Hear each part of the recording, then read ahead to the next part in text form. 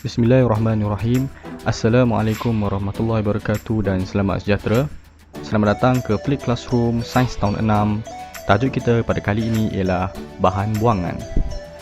Objektif pembelajaran kita pada kali ini, pertama, murid-murid dapat memerihalkan 2 hingga 3 pengetahuan tentang jenis bahan buangan dan bahan buangan terbiodegradasi dan tidak terbiodegradasi dengan betul. Kedua, menganalisis 2 hingga 3 cara pengurusan bahan buangan yang terancang untuk kehidupan lestari. Kriteria kejayaan kita pada kali ini, pertama, murid-murid dapat mengelaskan bahan buangan mengikut jenisnya. Kedua, murid-murid dapat menyatakan maksud bahan buangan terbiodegradasi dan tidak terbiodegradasi. Ketiga, membanding bezakan bahan buangan terbiodegradasi dan tidak terbiodegradasi. Keempat, mengenal pasti kesan pengurusan bahan buangan tidak terbiodegradasi kepada kehidupan. Kelima, menyenaraikan amalan-amalan pengurusan bahan buangan dengan betul. Dan yang keenam, membina carta alih pengurusan bahan buangan yang terancang dengan betul. Baiklah murid-murid, apa yang dimaksudkan dengan bahan buangan? Bahan buangan ialah bahan yang tidak diperlukan lagi dan tidak mahu lagi disimpan. Cikgu pasti murid-murid telah biasa melihat bahan buangan seperti ini di rumah masing-masing. Dan murid-murid juga telah biasa membuang bahan-bahan buangan ini. Namun, tahukah murid-murid apakah jenis-jenis bahan buangan? Sebenarnya murid-murid, bahan buangan boleh dikelaskan kepada beberapa jenis. Jenis-jenis bahan buangan tersebut ialah seperti plastik, logam, kaca, kertas, sisa makanan, bahan kumuh dan tinja dan sisa toksik.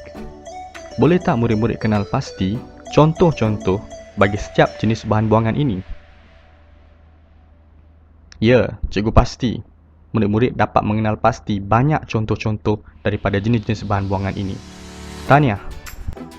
Baiklah murid-murid, jom kita sama-sama kelaskan contoh-contoh bagi jenis-jenis bahan buangan ini. Untuk plastik, sebagai contoh, bekas plastik, botol plastik dan bahan-bahan yang dibuat daripada bahan sintetik. Ini adalah contoh-contoh bahan buangan plastik. Manakala logam, tin aluminium, besi buruk dan juga bateri-bateri yang lama. Manakala kaca, contoh-contoh bahan buangan kaca pula ialah botol kaca, balang kaca dan cermin-cermin yang telah lama. Kertas, surat khabar lama, majalah dan kotak. Sisa-sisa makanan juga dikelaskan sebagai bahan buangan. Sebagai contoh, sisa tulang, kulit-kulit buah-buahan, hampas sayur-sayuran. Selain daripada itu, bahan kumuh dan tinja yang kita hasilkan juga adalah jenis-jenis bahan buangan. Tinja dan urin manusia dan juga tinja dan urin haiwan adalah contoh bahan kumuh dan tinja. Dan yang terakhir ialah sisa toksik. Contoh bahan buangan sisa toksik ialah daripada bahan buangan industri, asap-asap kilang, asap kenderaan dan juga cecair pembasmi makhluk perosak. Baiklah murid-murid, setelah kita mengelas jenis-jenis bahan buangan ini, sudah tentu murid-murid kena pasti sekarang bahawa terdapat pelbagai jenis-jenis bahan buangan. Baiklah, tahukah murid-murid daripada jenis-jenis bahan buangan tadi, sebenarnya ia boleh dikelaskan kepada bahan buangan terbiodegradasi dan tidak terbiodegradasi pula. Apa itu bahan buangan terbiodegradasi dan apa pula bahan buangan tidak terbiodegradasi? Bahan buangan terbiodegradasi ialah bahan buangan yang boleh mereput oleh mikroorganisma dan kembali menjadi nutrien kepada tanah. Ini bermaksud bahan buangan ini akan hilang atau mereput atas tindakan mikroorganisma. Yang manakah antara berikut adalah bahan buangan terbiodegradasi? Baiklah murid-murid, ini adalah 3 contoh jenis bahan buangan yang dikategorikan sebagai bahan buangan terbiodegradasi, iaitu kertas, sisa makanan dan bahan kumuh dan tinja. Manakala bahan buangan tidak terbiodegradasi pula ialah sebaliknya, iaitu bahan buangan yang tidak boleh direputkan oleh mikroorganisma dan akan kekal dalam persekitaran dalam tempoh yang sangat lama. Boleh tak murid-murid kenal pasti yang manakah bahan buangan tidak terbiodegradasi? Sudah tentu. Baiklah, jenis-jenis yang selebihnya adalah dikategorikan sebagai bahan buangan tidak terbiodegradasi, iaitu plastik, logam, kaca dan sisa toksik.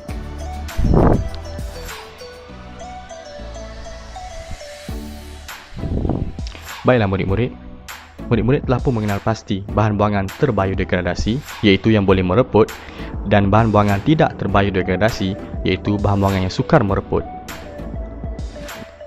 Boleh tak murid-murid kenal pasti pula apakah kesan kepada kehidupan bahan buangan tidak terbiodegradasi ini?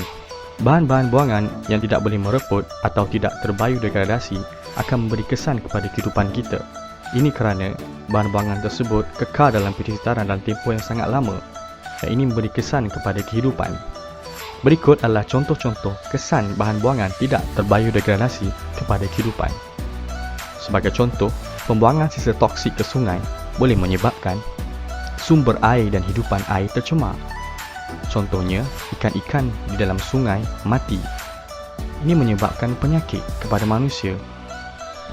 Manusia yang menggunakan sumber air yang tercemar dan makan hidupan air yang tercemar tadi akan dijangkiti penyakit.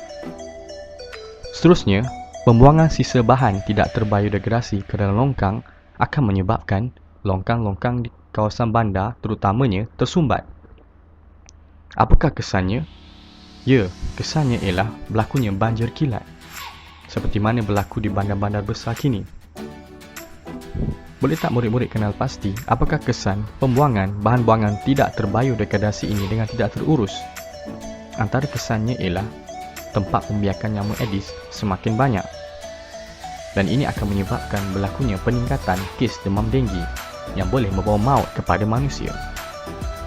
Ini adalah kesan-kesan sekiranya bahan buangan tidak terbiodegradasi ini tidak diuruskan dalam kehidupan kita dengan baik. Maka, apakah amalan yang sepatutnya murid-murid laksanakan untuk menguruskan bahan buangan ini? Baiklah murid-murid, terdapat beberapa gambar di sini. Boleh tak murid-murid kenal pasti apakah amalan-amalan ini? Baiklah, untuk gambar yang pertama, amalan yang baik ini adalah membungkus dan mengikat dengan baik bahan buangan untuk mengelakkan pencemaran. Tindakan ini sangatlah baik kerana ia memudahkan pengurusan bahan-bahan buangan.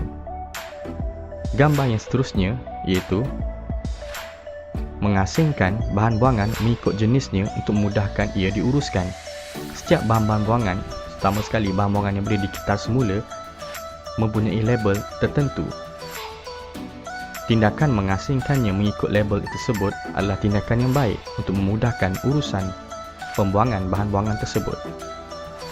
Seterusnya, gambar yang ketiga adalah membuang sisa kimia dan sisa minyak ke dalam bekas yang khas dan bukannya ke dalam longkang atau ke dalam sungai, dan ini akan membantu kita menjaga alam sekitar. Baiklah murid-murid, apakah yang dimaksudkan dengan gambar ini? Sisa-sisa makanan dan tanah. Ya, ini adalah amalan di mana penghasilan baja kompos daripada sisa-sisa makanan. Tindakan ini adalah untuk menyuburkan tanah untuk penanaman. Dan amalan yang terakhir yang baik juga ialah pengamalan 3R, iaitu reduce, reuse dan recycle. Reduce mengurangkan penggunaan bahan buangan seperti beg plastik. Tindakan ini akan mengurangkan penggunaan beg plastik yang mana ia sukar untuk direputkan. Seterusnya, reuse ialah mengguna semula atau memperbagaikan penggunaan bahan buangan. Sebagai contoh, tayar-tayar lama boleh digunakan semula sebagai pasu bunga, ataupun kotak-kotak lama digunakan semula untuk menyimpan barang-barangan. Dan yang terakhir adalah recycle, iaitu kita semula bahan buangan untuk menjadi produk yang baru. Bahan-bahan buangan kaca contohnya boleh dikitar semula untuk menjadikan produk yang baru. Baiklah murid-murid, ini adalah amalan-amalan pengurusan bahan buangan yang terancang. Seterusnya, bagaimanakah bahan-bahan buangan yang kita buang daripada rumah kita diuruskan? Baiklah, ini adalah carta alih pengurusan bahan buangan secara terancang. terdapat dua aliran pengurusan bahan buangan ini. Kita pergi satu persatu. Baiklah, aliran pertama ialah bahan buangan yang dikutip dan dihantar ke pusat pengumpulan sampah. Kemudian, bahan buangan tadi akan diasingkan mengikut jenis, sama ada ia boleh dikikar semula atau tidak boleh dikikar semula.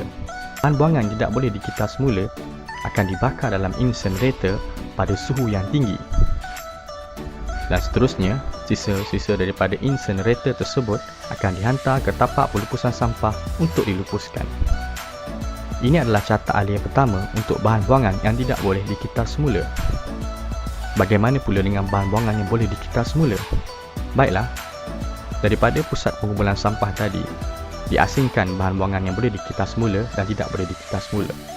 Bahan buangan yang boleh dikikar semula akan dibawa ke kilang pemprosesan untuk dijadikan bahan baru. Sebagai contoh, ketulan bahan buangan kertas akan dijadikan beg kertas baru. Ketulan bahan buangan plastik akan dijadikan botol plastik yang baru. Ketulan bahan buangan logam akan dijadikan tin-tin aluminium yang baru. Dan serbuk bahan buangan kaca akan dijadikan botol kaca yang baru. Ini adalah aliran pengurusan bahan buangan yang boleh dikikar semula. Baiklah murid-murid, adakah murid-murid telah faham dua aliran ini? Sekarang kita uji minda. Cuba murid-murid jawab soalan ini.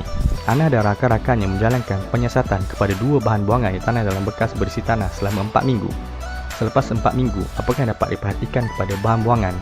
Pertama, ikan. Kedua, botol plastik. Apakah jawapan yang betul untuk soalan A? Jawapan yang betul ialah ikan akan mereput, manakala botol plastik tidak mereput. B. Berikan satu inference berdasarkan pemerhatian kamu di A.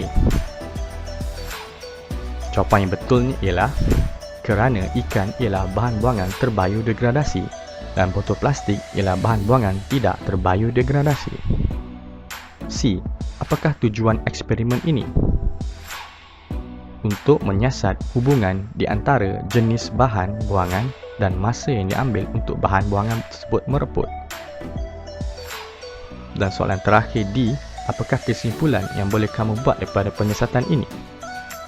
Jawapan yang betulnya ialah sisa makanan ialah bahan buangan terbiodegradasi dan plastik ialah bahan buangan tidak terbiodegradasi.